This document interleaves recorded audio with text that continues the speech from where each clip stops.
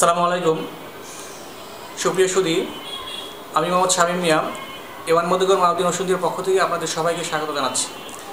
আশা করছি আপনারা এই করোনার সংকট মুহূর্তে সবাই বাসায় আছেন, নিরাপদে আছেন এবং স্বাস্থ্যবিধি মেনে চলছেন। আলহামদুলিল্লাহ, আপনাদের দোয়ায় আমিও বাসায় আছি এবং স্বাস্থ্যবিধি মেনে চলছি এবং ভালো আছি।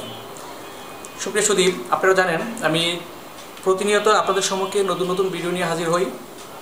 আর মূলত আমি সুন্দরবন থেকে মহলদের মাধ্যমে মধু সংগ্রহ করে আপনাদেরকে সরবরাহ করি। তো আজকে সম্পূর্ণ নতুন একটা ভিডিও নিয়ে আপনাদের সম্মুখে হাজির হয়েছি, যেটির নাম মধুময় বাদাম। সুপ্রিয় সুধী, নামটির মধ্যে একটু রহস্য, একটু রস, একটু মধু মধু ভাব থাকতে পারে বা আছে।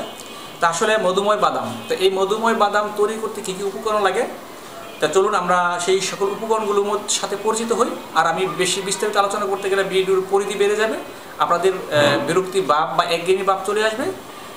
তো আমি দীর্ঘায়িত না করে চলুন আমরা মধুময় বাদাম তৈরির যে প্রণালী, প্রস্তুত প্রণালী অর্থাৎ উপকরণ, সেগুলো আগে দেখি, তারপরে কীভাবে তৈরি করতে হয় সেটা আমরা জানবো। সুপ্রিয় সুধী, চলুন আমরা পরিচিত হই মধুময় বাদাম তৈরির উপকরণের সাথে। সুপ্রিয় সুধী, লক্ষ্য করুন আমার সামনে আছে পেস্তা বাদাম, এরপরে দেখেন কাঠবাদাম। সুপ্রিয় সুধী, এরপরে কাজু বাদাম। সুপ্রিয় সুধী, লক্ষ্য করুন এখানে আখরোট। আমরা প্রতিনিয়ত খাচ্ছি বাদাম, যাকে বলি চীনা বাদাম, এবং কিশমিশ। সর্বোপরি সুপ্রিয় সুধী, লক্ষ্য করুন আমরা জানি যে সকল রোগের মহা ঔষধ মধু এবং কালোজিরা। তাহলে সুপ্রিয় সুধী, আমরা যে এই মধুময় বাদাম খাবো, আসলে কেন খাবো, এর উপকারিতা কী, সেগুলো আমাদের অবশ্যই জানা দরকার। তো আমি আগে কিন্তু বলেছি যে যদি বিস্তারিত আলোচনা করতে চাই তাহলে আমাদের দীর্ঘক্ষণ বা দীর্ঘ সময় ব্যয় হয়ে যাবে। তো আমি স্বল্প পরিসরে যে সকল গুরুত্বপূর্ণ কাজ এই মধুময় বাদাম করে সেই সম্পর্কে একটু আলোকপাত বা একটু ধারণা আপনাদের দিচ্ছি। সুপ্রিয় সুধী, তো যেই কাজটি প্রথমত করে সেটি হলো আমাদেরকে ওজন কমাতে সাহায্য করে। আপনারা জানেন অনেকেই ইদানিং সবাই বলে যে ওজন বেশি, ফ্যাটি বডি হয়ে যাচ্ছে, মোটা হয়ে যাচ্ছে, ওজন কমানো দরকার। সেই কাজটি মধুময় বাদাম করবে। এরপরে যে কাজটি করবে সেটি হলো আমাদেরকে হৃদরোগ প্রতিরোধ করবে।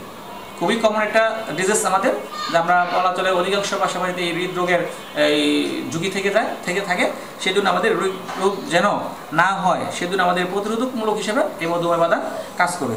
সুপ্রিয় সুধী, এরপরে আমাদের যেটা করবে, পুরুষের শক্তি সঞ্চয়ের জন্য গুরুত্বপূর্ণ ভূমিকা পালন করবে বা শারীরিক শক্তি বৃদ্ধিতে সহায়ক ভূমিকা পালন করবে। এরপরে ক্যান্সার রোগ দূর করে বা ক্যান্সার রোগ প্রতিরোধক হিসেবে কাজ করে মধুময় বাদাম। এরপরে আপনারা জানেন যে বর্তমান বিশ্বে ডায়াবেটিস একটা মহামারী রূপ ধারণ করেছে। সেই ডায়াবেটিস নিয়ন্ত্রণ করা অবশ্যই জরুরি, কেননা ডায়াবেটিসকে সকল রোগের মা বলে আখ্যায়িত করা হয়েছে। আর সেই ডায়াবেটিসকে নিয়ন্ত্রণ করার জন্য মধুময় বাদামের ভূমিকা অতুলনীয়। সুপ্রিয় সুধী, এরপরে যে কাজটি করে মধুময় বাদাম, স্মৃতিশক্তি প্রখর করে। অর্থাৎ আপনারা যদি নিয়মিত এই মধুময় বাদাম খান তাহলে আপনাদের স্মৃতিশক্তি প্রখর হবে। এছাড়াও আপনাদের পরিবারে নতুন প্রজন্ম যারা আছে, ছেলে মেয়েদের স্মৃতিশক্তি প্রখরে সহায়ক ভূমিকা পালন করবেন। তারপরে রক্ত শূন্যতা দূর করে। তো সুপ্রিয় সুধী, আশা করছি এই আজকের এই ভিডিওর মাধ্যমে আমাদের এই মধুময় বাদামের যে উপকারিতা এবং প্রস্তুত প্রণালী সম্পূর্ণ দেখবেন এবং নিজেরা পারিবারিকভাবে চর্চা করবেন এবং আপনাদের পরিচিত জনদেরকে শেয়ারের মাধ্যমে জানানোর চেষ্টা করেন। বন্ধুগণ, চলুন আমরা মধুময় বাদাম তৈরির যে প্রস্তুত প্রণালী এখন যে ডাক, অর্থাৎ আমরা মধুময় বাদামের যে উপকরণগুলো আছে, প্রথমত আমরা আখরোট একটু ভেজে নিচ্ছি, অর্থাৎ চুলায় দিয়ে 1-1.5 মিনিট সময় ব্যয় করে আমরা একটু ভেজে নিব। পর্যায়ক্রমে আমরা কাজু বাদাম, কাঠবাদাম। বন্ধুগণ, লক্ষ্য করুন আপনারা যে আমরা পর্যায়ক্রমে সবগুলো উপকরণ অর্থাৎ কাজু বাদাম, কাঠবাদাম, পেস্তা বাদাম আমরা 1-1.5 মিনিট করে ভেজে নিচ্ছি এবং সবগুলো এখন একত্রে আছে।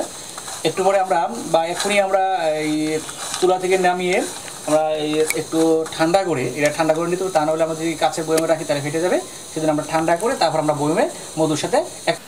বন্ধুগণ, ইতিমধ্যে আমি কাছের জারে বা কাছের বয়ামে এই মধুময় বাদামের যে উপকরণগুলো ভরে নিয়েছি। এখন আপনারা দেখতে পাচ্ছেন যে আমি মধু মিশ্রিত করতেছি। তো মধু আস্তে আস্তে মিশে যাবে। তারপরে আমরা যে কোনো একটা স্টিলের চামচ দিয়ে নেড়ে দিব যাতে মধু সবগুলো উপকরণের সাথে মিশ্রিত হয়ে যায় যথারীতিভাবে বা সঠিকভাবে।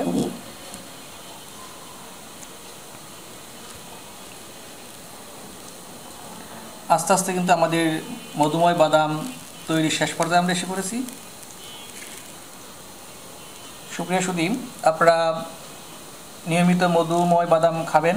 পুষ্টিবিদদের মতে প্রতিদিন কমপক্ষে 2 চামচ মধুময় বাদাম খাবেন, তাহলে আপনারা বিভিন্ন রোগের প্রতিরোধমূলক যে ব্যবস্থা তা আপনার শরীরে গড়ে উঠবে। সুপ্রিয় সুধী, আপনারা লক্ষ্য করুন ইতিমধ্যে আমাদের এই মধুময় বাদাম এর প্রস্তুত প্রণালী সর্বশেষ। আমরা এখন সংরক্ষণ করে রাখবো। আর এই মধুময় বাদাম আমরা এই কাচের বয়ামে বাইরে কমপক্ষে 4-5 মাস রাখতে পারবো। এরপরে আমরা প্রয়োজন বোধ করলে আমরা ফ্রিজে নর্মাল আমরা রেখে দিতে পারবো। তো দীর্ঘদিন থাকবে এই মধুময় বাদাম। তো আশা করছি আপনারা আমাদের এই যে আজকের এই মধুময় বাদাম তৈরি যে প্রথম থেকে শেষ পর্যন্ত সাথে ছিলেন। এবং বাকি যে কাজটুকু আপনারা করবেন তা হলো আপনারা আপনাদের এই পরিচিতজন যারা আছেন সবাইকে শেয়ারের মাধ্যমে বলে দিবেন, প্রচার করবেন, যাতে তারা এই জিনিসটা দেখতে পারে এবং উপকৃত হয়। আরেকটা জিনিস সুপ্রিয় সুধী, যে কথাটি না বললেই নয়, আপনারা জানেন যে আমি সুন্দরবনে খলিশাপুরের মধু সরবরাহ করি। সেই খলিশাপুরের নতুন মধু অর্থাৎ নতুন চালান আমার বাসায় এখন আছে, পর্যাপ্ত মধু আছে। আশা করছি আপনারা নেবেন এবং অপরকে জানাবেন। যারা নিয়মিত আমার এই মধু নিতেন তারা তো অবশ্যই নেবেন, এবং যারা এখনও আমার এই খলিশাপুরের মধু নেননি অর্থাৎ এই খলিশাপুরের প্রাকৃতিক মধু মানে কাঁচা মধু স্বাদ গ্রহণ করেন নাই, আশা করছি তারাও আমার এই খলিশাপুরের প্রাকৃতিক মধু এখন থেকে নিয়মিত নেবেন। সবাইকে আমার এই ভিডিও দেখার জন্য পরিশেষে সবাইকে ধন্যবাদ জানাচ্ছি। সবাই ভালো থাকবেন। আল্লাহ হাফেজ।